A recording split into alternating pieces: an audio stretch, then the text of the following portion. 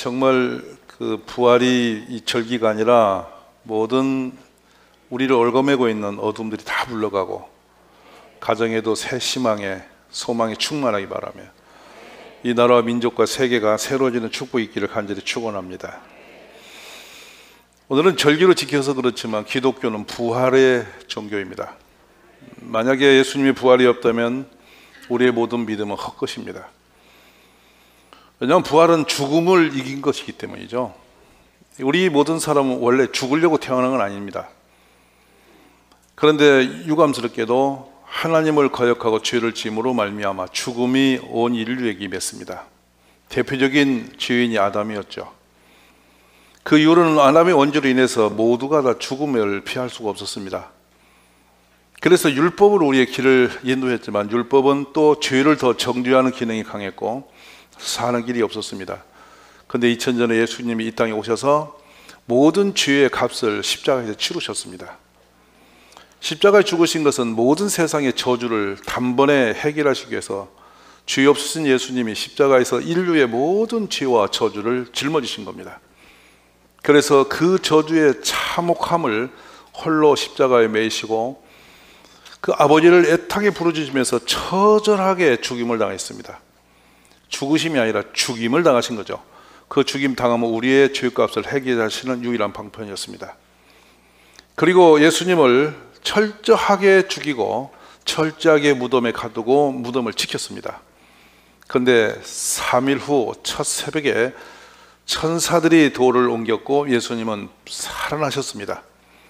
예수님이 살아나셨다는 의미는 단순히 생명을 다시 얻은 것이 아니고 온 인류의 죄의 값을 해결했다는 의미입니다. 부활은 죄값이 해결받았음을 선언하는 증거입니다. 그래서 부활을 믿는 것은 우리 기독교의 최고의 자랑입니다. 이 세상 어느 종교도 어느 선지자도 선각자도 죽음을 이기는 자는 없습니다. 오직 천지를 지으신 창조주 우리 하나님 아버지께서 그 죄값을 죽음으로 해결하게 하신 다음 우리를 살리심으로 우리는 부활이 있는 것입니다. 그런데 이 부활이 그 예수님에게만 멈춰 있는 것이 아니고요, 믿는 모든 이에게 부활이 있는 것입니다. 그래서 오늘 우리가 예배당에 와서 앉아 계시면서 기쁨이 있는 거예요. 죽어도 부활한다는 거예요. 세상에 가장 무서운 것은 죽음입니다. 죽음은 참 몰지각스럽죠. 모든 것을 한순간에 제로섬으로 만듭니다. 평생 노력해서 제 아무리 별의별 다 모아도 죽음은 모든 것을 원점으로 돌립니다. 아무것도 가져갈 거 없습니다. 남길 것도 없습니다. 그냥 제로섬입니다. 처참한 것이죠. 그 무지한 죽음이 죄로부터 온 것이었고 그 죄를 해결할 수 있는 길이 없어서 모두가 죽었습니다. 근데 곧 길이요 진리요 생명 되신 예수님께서 그 죽음을 통해서 우리의 죽음에서 생명으로 가는 길을 열어놓으신 겁니다. 오늘도 여러분에게 그 부활의 축복이 충만하시기를 주의 이름으로 축원합니다. 그래 예수님을 무덤에 묻고 3일날 아침 일찍이 막달란 마리아와 마리아가 같이 올라갑니다. 예수님의 무덤에 향유를 뿌리고 싶었을 겁니다. 그거 궁금했을 겁니다. 그래서 예법으로 따라서 향유를 들고 찾아가는데 무덤이 열려있고 무덤은 비어 있었습니다. 얼마나 놀라운 일입니까? 깜짝 놀랐고 슬펐고 있었는데 지금 보면 그 마리아에게 천사들이 알려주시죠. 네가 누구를 찾으러 왔느냐? 네가 찾는 예수는 살아났다. 얼마나 놀랍니까? 믿어지지 않는 일이죠. 근데 예수님이 바로 조금 후에 막달라 마리아를 만나주세요. 너무도 놀랍죠. 그리고 예수님은 40일 동안 그 부활하신 모습으로 제자들과 함께 만남을 주시고 증거를 보이셨어요. 그리고 호련히 천국으로 올라가신 것입니다. 올라가실 때 구름을 타고 올라가셨는데 이러한 모습으로 다시 오리라 약속을 하셨어요. 주님이 오실 날이 그러므로 증거가 분명하시지 이렇게 은금하니 누군가 내가 재림 예수다고 떠들어서 오시는 게 아닙니다. 온 지구촌에 역사가 있어요. 오늘 여러분이 읽으신 성경은 바로 그 재림 예수님 오실 때의 모습이에요. 그냥 이렇게 편안하게 살 때 예수님이 슬그머니 오셔서 나다 이렇게 하시는 게 아니고요, 온 천하 우주가 다 놀라운 역사를 일으킵니다. 충격적인 사건이 일어나요. 그리고 미리 예표들이 있어요. 그런데 이런 부분들을 얼마나 놀랍냐면 이것을 종말이라고 말해요. 이제 우주 만물은 그때 끝이 납니다. 그리고 예수님이 오셔서 새 일을 하세요. 이것이 신천신지입니다. 그 날이 우리에게 반드시 있음을 믿으시기 원합니다. 주님이 많은 성경에서 그날 오심을 선언하셨어요. 이렇게 오리라. 그리고 주님 오실 때는 어떤 증거가 있을지를 마태복음 24장에서 계속 예수님이 증거 보이셨어요. 그때는 나라가 나라를 서로가 쳐부수고 이웃이 이웃을 고발하고 예수 믿는 자들이 미움을 당하고 극한 환란이 있다고 하면서 지진과 기근이 거침없이 오고 막 계속 그렇게 환란과 고난들이 오다가 갑자기 옆에 있는 어느 누군가가 함께 이 밭에서 김을 매다가 한 사람이 사라집니다. 실종된 게 아니에요. 하늘로 올라간 거예요. 아멘이세요? 휴거하는 거예요. 그러니까 예를 들어서 그 순간이 오늘이라면 오늘 이렇게 예배드리다 누구는 숭숭숭 올라가고 사라져 버리는 거예요. 남아있는 사람만 이상한 거예요. 어떤 사람이 올라갈 수 있을까요? 누가 올라갈까요? 어쩌면 옆에 계신 분 안 올라가고 나만 갈 수도 있는. 여러분이 뭐 가족이라 다 같이 가는 것도 아니에요. 각자 그 믿음의 역사를 따라서 부름을 받는 것입니다. 그날이 그렇게 있음을 예수님이 예언하셨어요. 근데 그 날이 오기 전에 예수님이 계속 하시는데 인자가 오리라 인자가 오리라 라고 말씀을 계속 하시는데 인자가 누구냐면 예수 그리스도세요.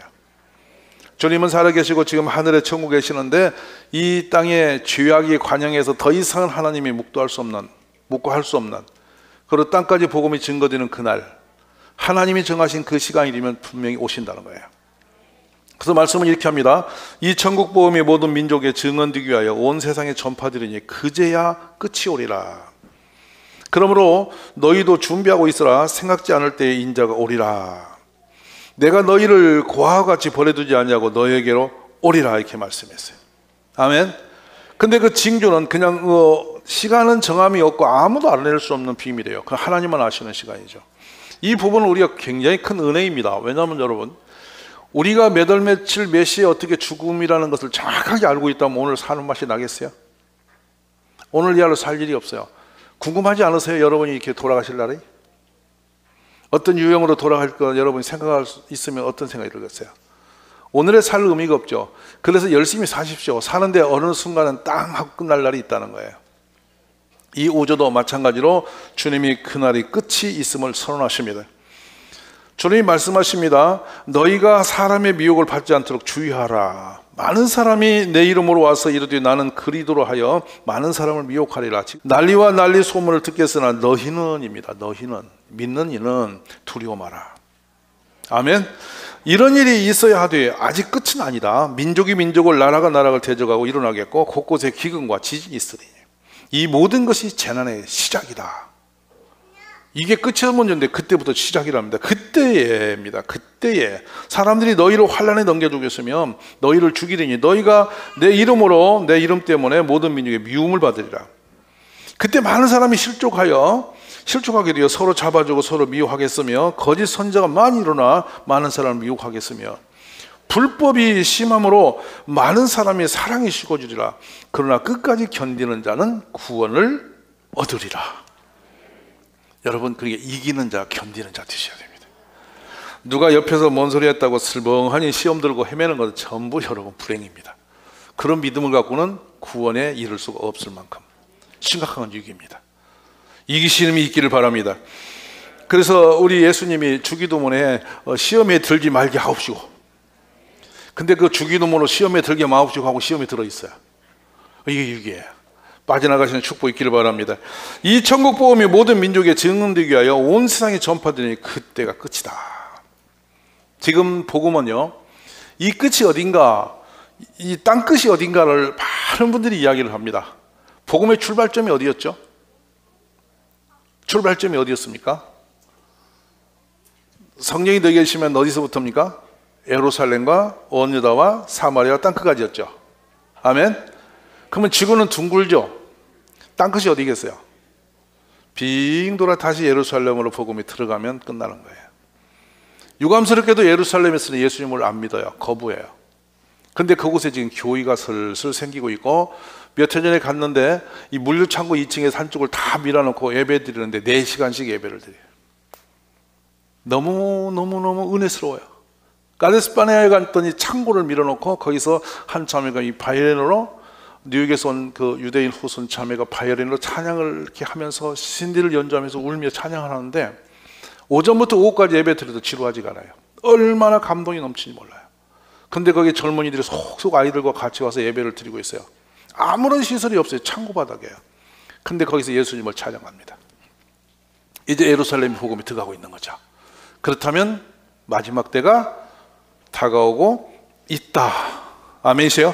그러면 너희가 선지자 다니엘이 말한 바 멸망에 가증한 것이 거룩한 것을 보거든 읽는 자는 깨달을진저. 이제 가증스러운 우상들이 여기저기 생기는데 이게 어떤 영체인지는 모릅니다. 하나님이 보시기에 가증스러운 일이 이 땅에 크게 일어날 것을 선언하시죠. 그때에 유대에 있는 자들은 산으로 도망할지어다.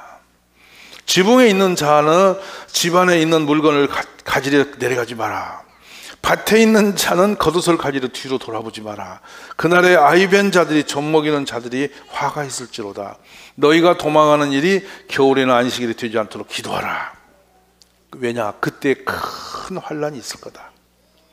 장세로부터 지금까지 어떤 환란이, 이런 환란이 없었고 후회도 없다. 무시무시한 재앙의 환란이 이 땅에 온다. 정말이죠, 여러분. 근데 그때 믿는 자는 구원을 받습니다. 아멘이세요? 그러니까 지금 이렇게 믿어야 되냐 말아야 되냐 헤매는 분들 계시면 오늘 이 말씀이 놀라운 은혜가 되어야 됩니다. 믿는 이가 복이 있습니다. 그때 사람들이 너에게 말하되 보라 그리스도가 여기 있다 저기 있다 할지라도 믿지 마라. 다 가짜다. 아멘. 보라 내가 너에게 미리 말하였노라. 그러면 사람들이 너에게 말하되 보라 그리스도가 광야에 있다 하여도 나가지 말고 골방에 있다 해도 믿지 마라. 그럼 어떻게 해야 진짜 오시느냐?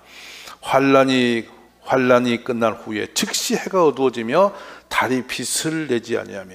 자, 이 장면입니다. 예수님 오실 때는 확실히 이 증거가 있다는 겁니다. 뭐냐면 해가 어두워지고 달이 빛을 내지 않고 별들이 하늘에서 떨어지고 하늘의 권능이 흔들흔들 온 우주가 흔들거릴 거다. 무섭겠어요? 안 무섭겠어요? 오늘 겁을 상실할 거예요. 대답을 못 하시는 거예요. 여러분 생각해봐요. 온 우주가 혼란해서 흔들린다. 깜짝 놀라죠. 그때의 인자의 징조가 하늘에서 보이겠고 그때의 땅의 모든 족속들이 통곡하며 그들이 인자가 구름을 타고 능력과 그 권능으로 오는 것을 보리라. 오늘 우리가 트럼펫을 불었는데 아마 그때 부시는 나팔 소리가 트럼펫 아니겠는가? 추상해 봅니다. 빵 하고 나팔 소리가 울릴 때 구름을 타고 천사들 동안에 주님이 구름 타고 오시는데 이 땅이 먼저 무덤이 열려서 자는 자들이 확 하늘 올라가는데 부활의 몸으로 올라갑니다. 아멘입니까? 영체가 되어 올라갑니다. 그리고 땅에서 믿는 자들이 그 위에 확 들려 올라갑니다. 공중에 주님 만납니다. 영광스러운 잔치가 공중에서 열리는데 땅에서는 지옥 같은 형벌이 있어 쓸어버리는 겁니다. 상상만 해도 여러분 흥분되지 않으세요? 영화가 아니고 실제로 그런 날이 온다는 것입니다. 그럼 우리가 주의 말씀으로 너에게 이것을 말하노니 주께서 강림하실 때까지 우리 살아남아 있는 자도 자는 자보다 결코 앞서지 못하리라. 오늘 본문입니다, 여러분.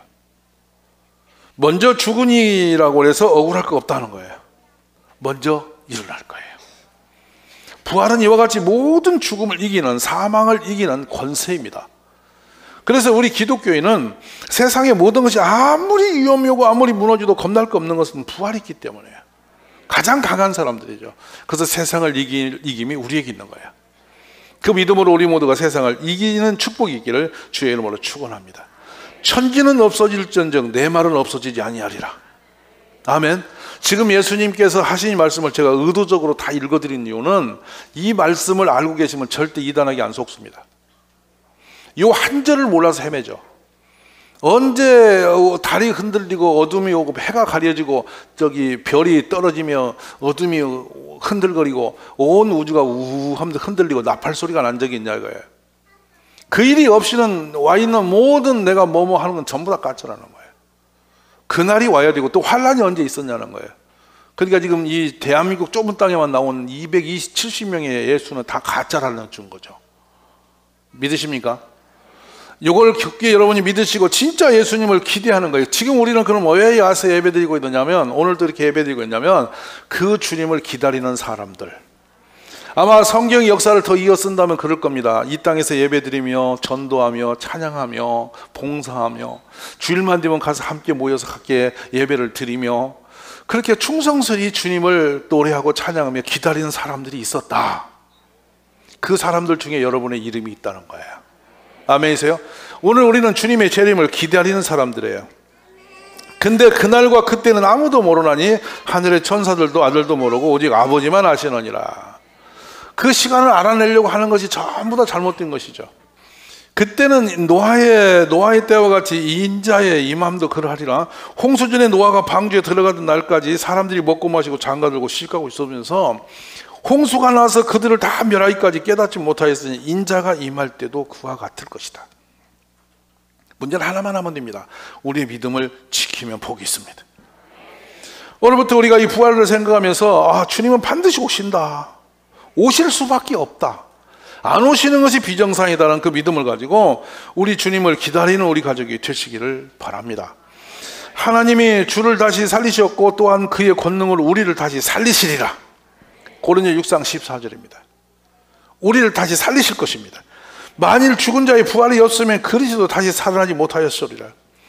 그리스도께서 만일 다시 살아나지 못하였으면 우리가 전파하는 것도 헛것이요 또 너희 믿음도 헛것이며, 우리가 하나님의 거짓 증인으로 발견되리니 우리가 하나님의 그리스도를 다시 살리셨다고 증언하였습니다. 만일 죽은 자가 다시 살아나는 일이 없으면 하나님이 그리스도를 다시 살리지 아니하셨으리라. 아멘. 그러므로 저도 여러분도 예수님을 믿음으로 부활이 있습니다. 그래서 첫 열매라고 말씀하십니다. 첫 열매는 뭐냐면 예수님은 첫 열매다. 그리고 믿음 안에 우리는 그 뒤에 있는 사람들인데, 예수님이 부활하셨으므로 예수님을 믿는 모든 사람도 나중에 열리는 열매처럼 반드시 부활의 경험은 있다는 거예요. 첫 열매가 어떤 의미를 우리에게 소개하면서 바울 사도가 이해를 시켰냐면요, 잘 읽어보세요. 금년에 나무를 심었더니 다음 해에 거기서 사과가 열렸다는 거예요. 이게 첫 열매로 열었어요. 그때 다음 해에는 날이 좀 따뜻했더니 배가 열리더라. 그랬더니 조금 더 날이 좀 추워지더니 감이 열리더라. 그렇습니까? 그 나무에서 기분 따라서 감이 열렸다, 사과가 열렸다, 배가 열렸다 그럴 수 있나요? 그렇게 되는 경우는 없죠. 그렇게 될 수 없다고 믿는 분, 혹시 배가 열렸다, 감이 붙었다, 대추가 열렸다 이렇다고 믿는 분이 계세요? 여기? 한 분도 없죠. 그러니까 이 사실을 믿는다면, 이게 진리라고 믿는다면 예수님이 부활하신 것이 사실이었고, 다음에 그 사실을 믿는다면 우리 모두도 반드시 부활이 있다는 거예요.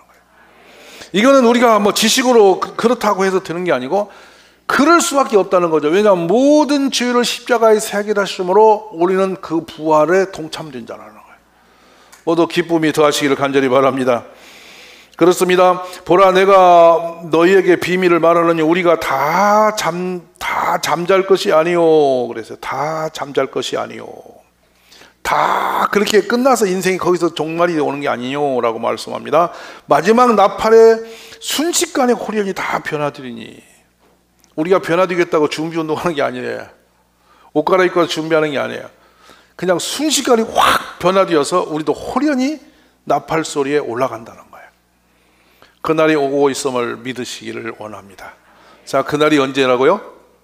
종말이요 주님의 재림이 있다라는 거예요. 제가 의도적으로 오늘 이 부활절에 재림에 대한 말씀을 드리는 것은 우리가 재림에 대한 개념이 너무 약해져 있습니다. 우리는 사실 이 신앙생활을 하는 것은 재림의 그날을 기다리면서 준비하고 있는 기간이죠. 지금 준비하고 있는 겁니다. 준비. 날마다 그래서 신부처럼 죄를 적게 짓고, 안 지을 수는 없을 겁니다. 죄를 적게 짓고 죄를 지으면 회개하고, 오늘 주님이 오시나 내일 주님이 오시나, 주님이 오실 날을 기다리면서 하루하루를 종말적인 사람으로 살아가는 겁니다. 자, 여러분, 그러면 여기서 말씀을 이제 여러분에게 질문하고 싶은 게 있어요. 내일 주님이 오신다면 오늘 어떻게 하실랍니까?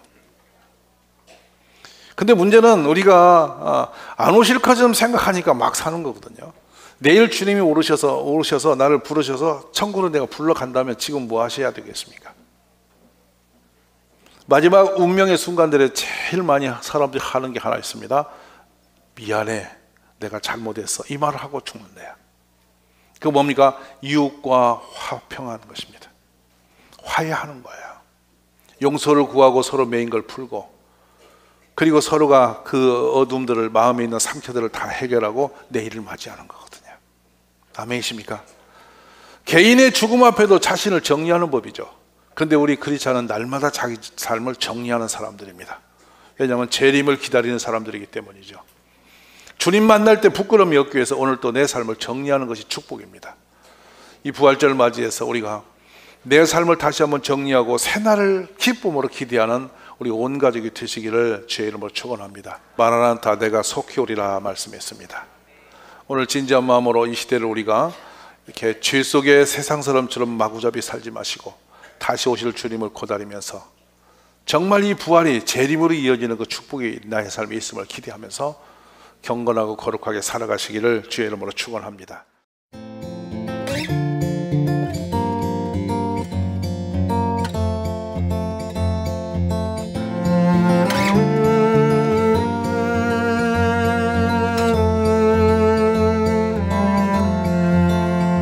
주 없이 살 수 없네 죄인의 구주여, 그 귀한 법의 피로 날 구속하시니,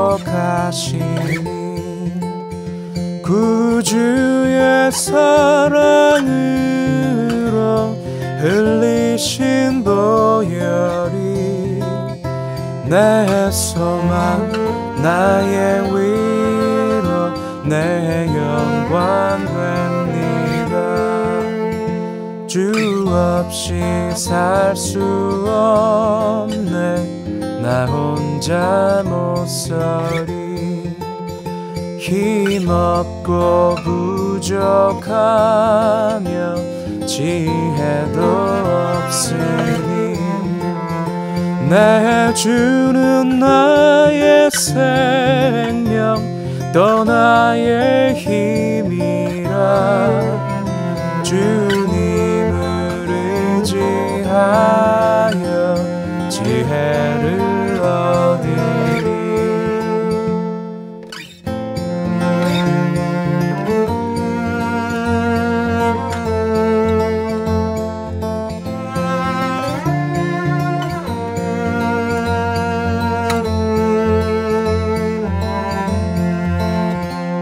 주 없이 살 수 없네 내 주는 아신다.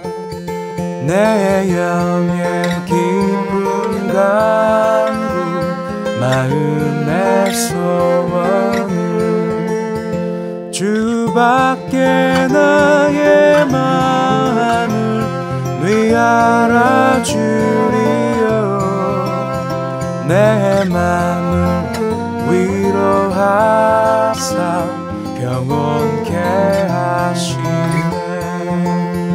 주 없이 살 수 없네 세월이 흐르고, 이 깊은 고독 속에 내 생명 끝나도, 사나운 풍랑일 때 날 지켜주시고,